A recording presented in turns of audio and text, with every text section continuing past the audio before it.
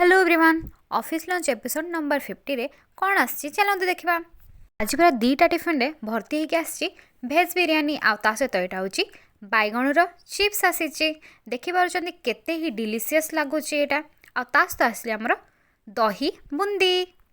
Next आमर टिफिनटा open हो चकुली पिठा outta आलू आउ सोयाबीन आ मटर गोटे बढ़िया तरकारी है आसती स्वीट डिश रे सिमेई आमर डालमा आलू आ कलरा चिप्स आसी आपर आमर नेक्स्ट थिला भात डाली आमर यहाँ हूँ आलूर झोल आ मशरूम तरकारी आटा हूँ टमाटो खटा।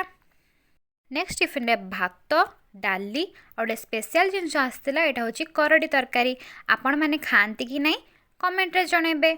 नेक्स्ट आसी आमर आलू आउ पोटल भजा। नेक्स्ट आसी डाली सहित आमर भात आउला बड़ी पकईकि गोटे पियाज पत्र साग भजा गोटे होता। आउ मो video like share and subscribe कर दिंतु। रही टाटा।